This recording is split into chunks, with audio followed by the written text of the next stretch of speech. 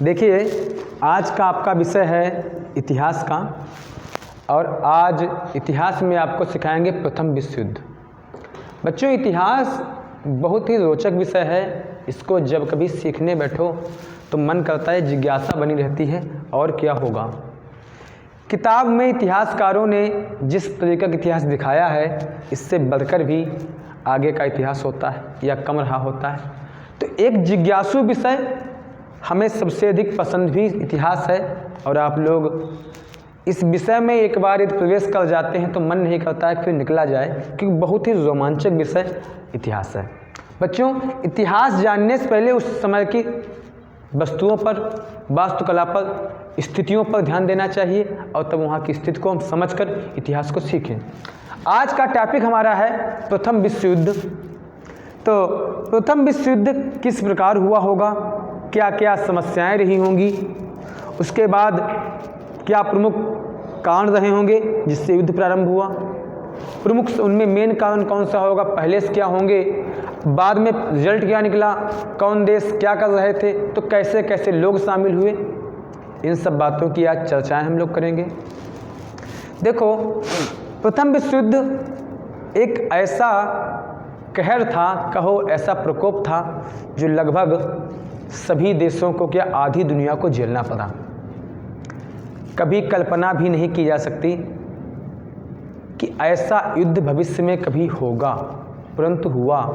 प्रथम विश्व युद्ध एक आम युद्धों की तरह नहीं था। वैसे युद्धों में तो हमेशा हानियां ही हुआ करती हैं, लेकिन ये युद्ध जितना सोचा गया था उससे भी कई गुना घातक साबित हुआ।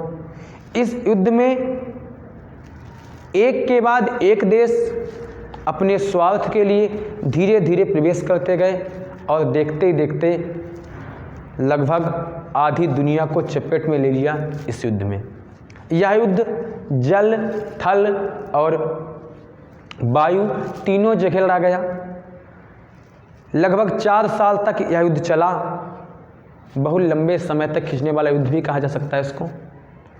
सैनिक परेशान हुए, हैरान हुए, ये सोचकर किसी को नहीं कल्पना थी कि यह युद्ध लंबा जाएगा। तो बच्चों, किसी भी युद्ध में या किसी भी प्रकार की लड़ाइयाँ में होती हैं तो एकदम तो नहीं होती है, कोई ना कोई समस्या, कोई ना कोई कारण तो पीछे से चले आते हैं, जो एक चिंगारी का काम करते हैं, आग जलाने का।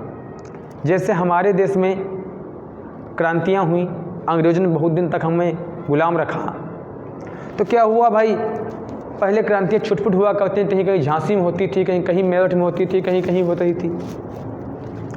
एक समूचे देश एक साथ जुट नहीं हो पा रहा था। जिस दिन जुट हुआ, कुछ ऐसा अंग्रेज़ों ने कर दिया कि पूरा देश एकदम लहर में आ गया, अब तो अंग्रेज़ों को भगाएंगे भगाएंगे। तो बस वही मेन बिंदु होता है जहाँ से क्रांतियाँ स्टार्ट होती हैं, युद्ध स्टार्ट होता है, कोई विवाद स्टार्ट होती है। तो बच्चों, आज का टॉपिक हमारा प्रथम विश्व युद्ध 1914 में प्रारंभ हुआ, और 1919 तक हमने लिख दिया। 1919 तक चला नहीं कह सकते, ख़त्म तो ये 1918 में ही हो गया था, लेकिन एक साल जो 1919 का है, इसमें भी युद्ध संबंधी ही बातें हुई, वो आपको हम लास्ट में बताएंगे। देखो, प्रथम विश्व युद्ध की बात की जाए, ये 2 बड़े देशों में होना है, जिसमें अभी खेमे बटेंगे, एक देश दूसरे देश के पक्ष में जाएगा। ये सब बातें आपको देखने को मिलेंगी। हुआ क्या, आप सबको पता है कि यूरोप के लगभग सभी देश औद्योगिक क्रांति हो चुकी है। बच्चों, आपको एक बात पहले बता देता हूं मैं, आप किसी भी विषय की तैयारी कर रहे हों, चाहे क्लासों की, हाई स्कूल, इंटरमीडिएट वगैरह की, या किसी भी प्रतियोगी परीक्षा की, एसएससी है, रेलवे, किसी की भी, आप किसी की भी नौकरी के लिए कर रहे हो, ये क्वेश्चन हर परीक्षा में समान रूप से आएंगे। और ऐसा नहीं है कि अक्सर हम भ्रम में रहते हैं कि हमारे काम की चीज़ नहीं, ये किसी और विषय का है, या हम आईएएस की परीक्षा देंगे या हम सिपाही की परीक्षा देंगे, बड़ी तुलना कर दी तो उसमें कुछ और पूछा जाएगा, यहाँ कुछ और पूछा जाएगा। अरे इतिहास जो इसमें है वो उसमें होगा, कुछ नहीं बदलता। ऐसा नहीं कि यहाँ का इतिहास कुछ अलग है और उसका इतिहास कुछ किसी भी चीज़ को सीखो, सब में एक ही समान चलता है, नाम से खाली फ़र्क होता है, इसके लिए वो उसके लिए, चीज़ एक ही होती। तो आप को जितना तैयारियों के लिए चाहिए मैं आपको इस संबंध में सभी जानकारियाँ दूंगा। ध्यान सुनो, पूरे का पूरी कहानी को ध्यान सुनते चले जाएं, आप पूरा का पूरा मैटर जान जाएंगे। क्या हुआ था देखो, तो यूरोप के सभी देश लगभग अपने आप को आगे निकालने की होड़ में लगे थे। हम आगे निकलें, हम आगे निकलें, हम आगे निकलें। जैसे हमारे देश में पुर्तगाली आए, डच आए, फ्रांसीसी आए, अंग्रेज आए, सभी तो लगा रहे थे होड़ निकलने की आगे। तो इसी प्रकार यूरोप के लगभग सभी देश अपने आप को आगे निकालने की कोशिश में लगे थे। बच्चों, मुझे भाई इस बात का बहुत खेद है, मेरे पास मैप नहीं है, मैं आपको लिख लिख के ही बताता चलूँगा, आप लोग ध्यान सुनते रहें, पूरा का पूरा मैटर समझ में आ जाएगा, मेरी गारंटी है। तो सभी देश आगे निकल रहे थे। जिस दौर में सबसे आगे चलने वाला था ब्रिटेन, ये सबसे आगे चल रहा था। लगभग 25 से 30% देशों पर विश्व के इसका अकेले कब्जा था। सबसे अधिक देशों पर कब्जा अकेले किए घूम रहा था ये। उधर क्या होता है, यूरोपीय एक देश है जिसका नाम जर्मनी है, वो भी अपने आप को सक्रिय करने के माध्यम से यह कहना चाहिए कि वो भी बहुत आगे निकल रहा था। वहाँ एक व्यक्ति हुए हैं जिनका नाम बिस्मार्क है। उन्होंने क्या किया, छोटे छोटे प्रांतों को मिलाकर जर्मनी को बहुत बड़ा बना दिया।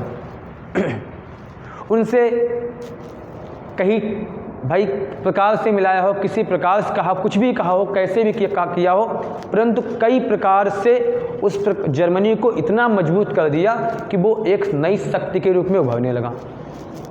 क्या कहा होगा भाई, कहा होगा हम लोग एक जाति के हैं, एक धर्म के हैं, एक शक्ल है, सूरत है, किसी ना किसी प्रकार से एकीकृत करने का काम किसने किया, बिस्मार्क ने। बिस्मार्क ने जर्मनी के पास देशों को इकट्ठा करके जर्मनी को बना दिया मजबूत।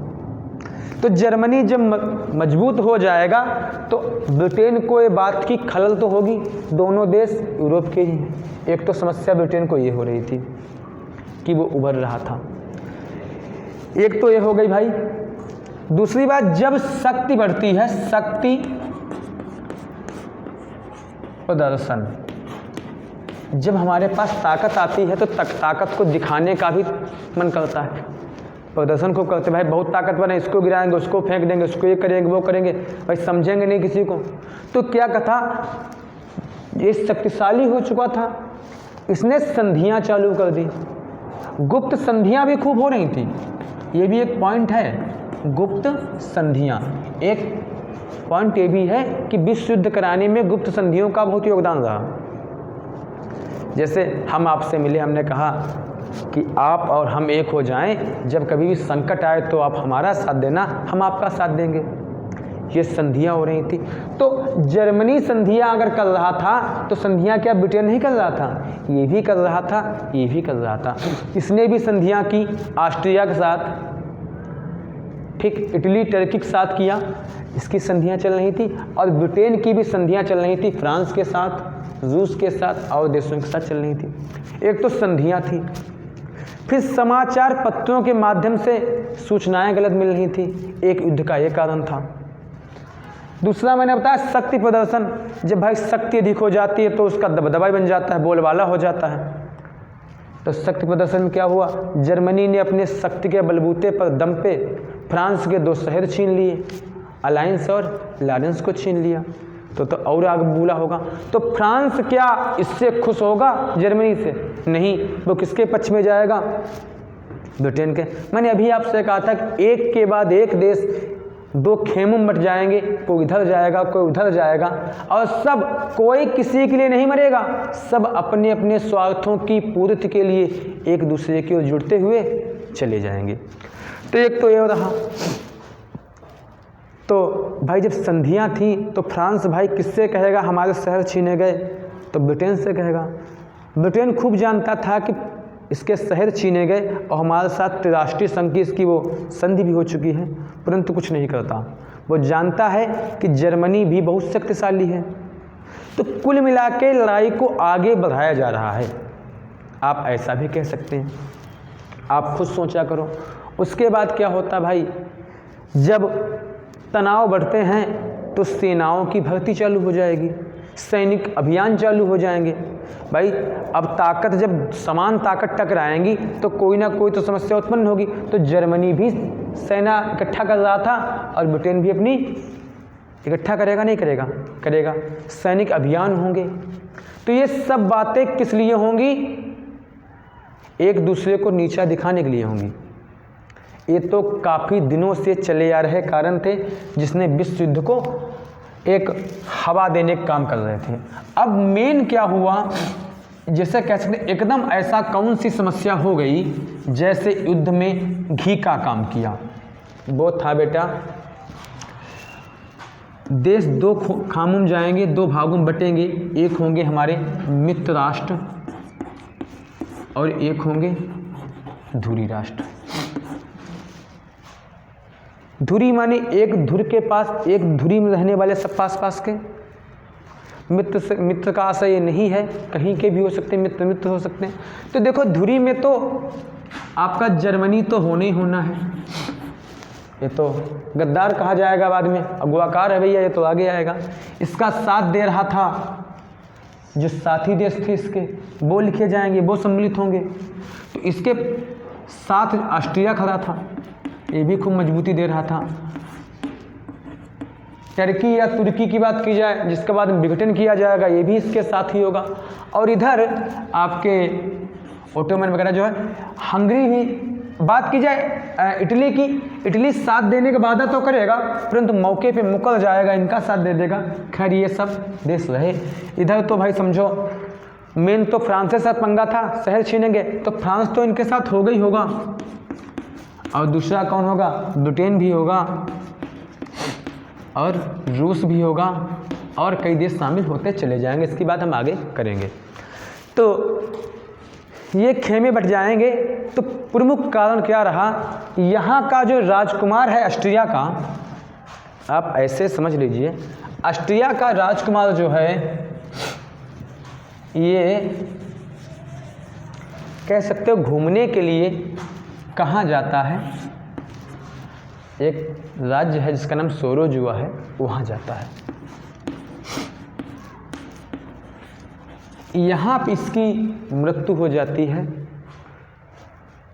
तो अगर मेरा कोई राजकुमार या मेरे देश के प्रधानमंत्री या देश का कोई भी विशेष व्यक्ति किसी दूसरे देश में मारा जाता है तो अपमान की बात है। तो हम लोग भाई कहेंगे भाई ये कैसे हो गया। तो अब जहाँ मारा जाता है वो तो देश इनका अपना निजी था, साथी देश था, वहाँ तो मार नहीं सकता।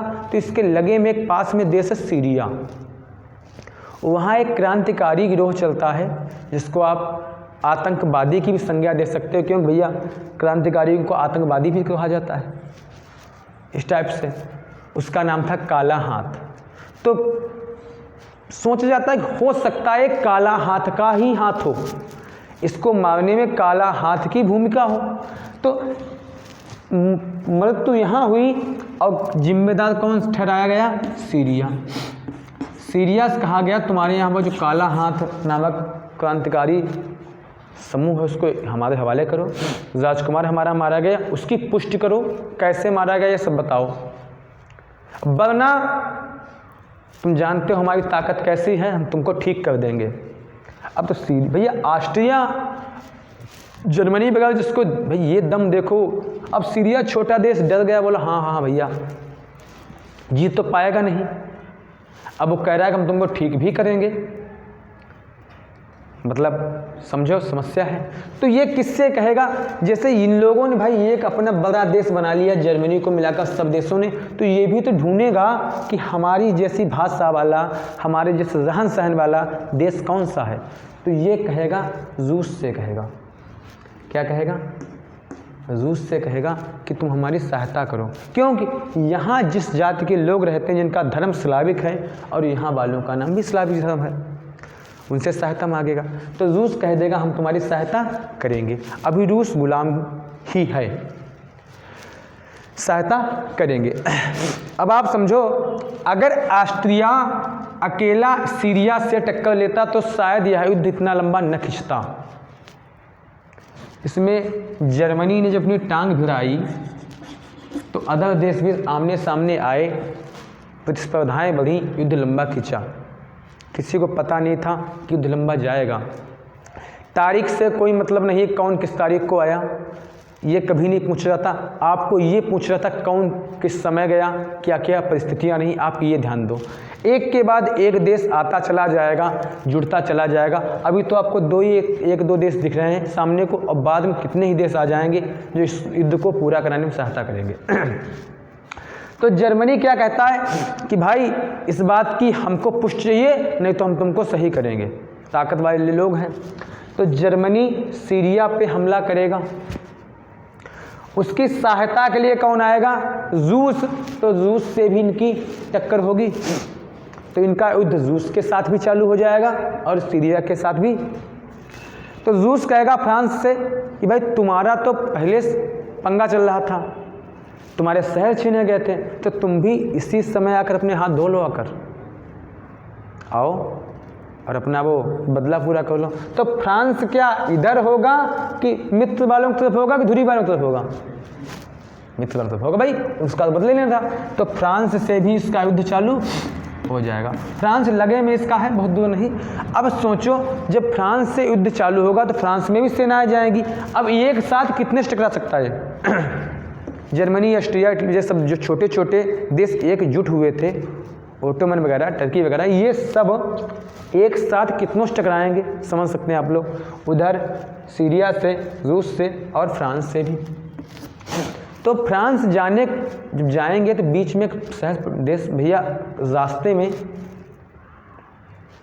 तो आप समझो आप कितनी बाधाएं आएंगी इनको। एक आप समझो सेना को कहाँ कहाँ भेज सकते आप, समस्या बढ़ेगी। तो फ्रांस में भी युद्ध प्रारंभ इनका होगा। तो फ्रांस से पहले पड़ेगा, जब फ्रांस में आप प्रवेश करोगे या फ्रांस में जाओगे तो उससे पहले जो बीच के जो देश हैं उन पर भी तो इसका प्रभाव पड़ेगा, नहीं पड़ेगा? आप भाई युद्ध कहीं भी करो, उसके प्रतिघात तो, ये समस्याएं तो आमने सामने हर जगह पड़ती हैं, नहीं पड़ती हैं। तो अब जब ये इनका युद्ध फ्रांस से भी होना है, इधर सीरिया से भी हो रहा है, और इनका मेन युद्ध किससे होना है? ब्रिटेन से होना है। किससे होना है? ब्रिटेन से होना है। तो होना है तो फ्रांस भाई युद्ध में सम्मिलित होगा, और फ्रांस में जाया जाएगा तो रास्ते में पड़ेगा बेल्जियम। इनका युद्ध बेल्जियम से भी चालू हो जाएगा। वैसे देखा जाए बेल्जियम का फ्रांस से कोई मतलब नहीं था। बेल्जियम के रास्ते सेनाएं जाएंगी, बेल्जियम फ्रांस की कोई दोस्ती नहीं थी, परंतु समझौता जो संधियों का हुआ था बेल्जियम और ब्रिटेन का हुआ था। तो ब्रिटेन कहेगा बेल्जियम से, भाई देश से कहेगा कि सेनाएं यार रोको जो जा रही हैं जर्मनी की। तो बोला हमसे का मतलब कि मतलब तुमसे नहीं है, मतलब हमसे है कि जा तो फ्रांस में रही कि तो क्या हुआ, इस युद्ध में हम भी तो लगे हैं फ्रांस की तरफ से। तो बेल्जियम से भी युद्ध चालू हो जाएगा, ब्रिटेन से भी युद्ध चालू हो जाएगा। तो आप लोग देख रहे हो धीरे धीरे कितने ही लोग, इटली ने वादा किया था हम जर्मनी का साथ देंगे, धुरी का साथ देंगे, और वो भी किधर शामिल हो जाएगा? मित्र राष्ट्रों की तरफ। क्योंकि यहाँ पर प्रलोभन दिए गए, कोई किसी के लिए नहीं लड़ रहा है, सब अपने अपने हितों के लिए लड़ रहे हैं। ब्रिटेन इसलिए लड़ रहा है कि उसको आगे निकलना था, और जो भाई इटली इसलिए साथ छोड़ चला गया कि उसको वादा कर दिया मित्र राष्ट्रों ने तुमको मालिक हिस्सा दे देंगे। तो सब अपने अपने हितों के लिए। अब पूरा का पूरा यूरोप जो है आपका भाई किस पे बैठा है? बारूद के ढेर बैठा है। फ्रांस जले, ब्रिटेन जले, कोई जलेगा तो पूरा यूरोप का भाग। ये युद्ध आराम से 1917 तक चलता रहा। 1914 से प्रारंभ हुआ, 1917 तक चलता रहा। नहीं सोचा गया था युद्ध इतना लंबा खिंचेगा, क्योंकि सैनिक युद्ध कहाँ तक कर सकते हैं, निराशाएं भी तो आती हैं, तो रोज रोज युद्ध कौन करे, कितनी समस्याएं। और जिस देश में भाई युद्ध प्रारंभ हो जाते हैं उस देश में महंगाई ये बढ़ती है, सोचो आप, जन धन और जीवन की अपार हानि होती है। कैसा जीवन रहता होगा उन लोगों का? भाई अधिक खाद्यान्न चाहिए उनको, अच्छा खाद्यान्न चाहिए, महंगाई ये बढ़ रही है, किसी का सगा संबंध लड़ रहा है, बाकी पूछो कैसा होता है उसके साथ है। तो ये सभी समस्याएं झेल रहे थे। युद्ध कोई एक दिन का तो था नहीं बंद हो जाए, लंबे समय से युद्ध चल रहा था, समाप्त होने नाम नहीं ले रहा था। तो उनमें निराशाएँ बढ़ेंगी या आशाएँ आएंगी? निराशाएँ आएंगी। फिर भी अकेला जर्मनी टक्कर लिए जा रहा है, काफ़ी दिन तक युद्ध चलता रहा। 1917 तक युद्ध चला। 1917 में क्या होता है, अगस्त में लेनिन के द्वारा आपका रूस आज़ाद हो जाता है। रूस युद्ध से हट जाता है। बोला हमें क्या मतलब युद्ध से, हम तो भाई आज़ाद हो गए हैं। युद्ध में रूस भी शामिल रहा, उसने बहुत नुकसान पहुंचाया। रूस ने भाई बहुत बेबत्तर किया। और समझो आप, जब ब्रिटेन युद्ध में शामिल हुआ तो उस समय हमारे देश से भी सेनाएं गई थीं, क्योंकि हम लोग सोच रहे थे कि हो सकता है हम लोग इन अंग्रेज़ों का साथ दे दें प्रथम विश्व युद्ध में, तो ये हमारे देश को छोड़ के चले जाएंगे। और अंग्रेज़ बहुत कमीने होते हैं, वो जाने वाले तो थे नहीं। महात्मा गांधी वगैरह ने सोचा कि भाई इन पे आज मुसीबत आई है, जर्मनी जैसा देश इन पर टक्कर ले रहा है, तो इनकी सहायता कर दो और इसके बदले में हमको छोड़ देंगे, आज़ाद कर देंगे, चले जाएंगे। परंतु ये ऐसे नहीं थे, ये नहीं गए, इन्होंने देश को नहीं छोड़ा। तो अब भारत से भी सेनाएं जाएंगी, वो भी तो युद्ध करेंगी। बाद में उनको बंदी बना लिया जाएगा और जिसको भैया नेताजी सुभाष चंद्र बोस आगे आपको सिखाएंगे, आज़ाद हिंद फौज बना के लाएंगे वहाँ से। ये सब कहानी आगे की है। तो ये सब युद्ध चल रहा था, निराशाएं आशाएं चल रही थी, सब कुछ चल रहा था। जर्मनी भी हार नहीं रहा था, परंतु ज़्यादा समय, लंबा समय युद्ध में फिर समस्याएं ये उत्पन्न हो जाती हैं, निराशाएं चालू हो जाती हैं। एक कहावत है, खिसियानी बिल्ली खंबा नोचे वाली, उस कहावत जो आती कि फिर ऊट पटांग इंसान काम करता है, यार गाली देगा, ये करेगा, वो करेगा। तो क्या हुआ, इधर रूस का निकलना हुआ और काफ़ी परेशान तो हो चुका था ये धृतराष्ट्र के जो संघ के देश थे। जर्मनी ने क्या किया, एकदम बहुत परेशानी उठाई ये कि बहुत बुरा व्यवहार रूस ने किया था जर्मनी के सैनिकों के साथ। ऐसी ऐसी जगहों पर भाई इसने सेनाएं भेजी। अब इसने क्या किया, भ्रम पैदा कर दिया, जंगलों में बल्ब लगवा दिए। सोचा भाई सैनिकों ने सोचा ये बस्ती होगी, वहाँ कूदे हुआ जंगल था, मर गए बेचारे। बहुत ऐसी जगहों में कहाँ जब पानी नाम नहीं, बेचारे प्यासे मरे। तो ये समस्याएं रही, तो एकदम बहुत परेशान हो गया। उसने जहाँ तहाँ बमबारी चालू कर दी, बम फेंकना चालू कर दिया, जो उधर जहाज जाता उसको तोड़ देता था, बमबारी चालू कर दी एकदम। तो ये हुआ, अफसोस कहा जाए या भाग की मार कहा जाए, एक जहाज़ था जिसका नाम था रूसी तानिया, जिस पे कुछ व्यक्ति अमेरिकन बैठे थे, लगभग 150 व्यक्ति तक अमेरिका के थे। उस पर भी पनडुब्बी बम डाल दिया गया, रूसी तानिया वो उड़ गया पूरा, उसमें अमेरिकी लोग भी मारे गए। एक बात मशहूर है, अमेरिका किसी बात के लिए मशहूर हो या न मशहूर हो, अमेरिका किसी बात के लिए जाना जाता हो, लेकिन नागरिकों की सुरक्षा के लिए बहुत जाना जाता है। वो अपने नागरिकों के हितों के लिए ही जाना जाता है। उसके यहाँ का एक व्यक्ति बहुत इम्पॉर्टेंट है। जब ये बात अमेरिका जानेगा कि हमारे साथी या हमारे देश के नागरिकों को एक खतरा या मारे गए, तो वो किसके पक्ष में होगा बताओ? किसने जर्मनी ने किया तो जर्मनी का साथ देगा कि पक्ष खिलाफ में जाएगा? खिलाफ में जाएगा। वो 1917 में युद्ध में शामिल हो जाएगा।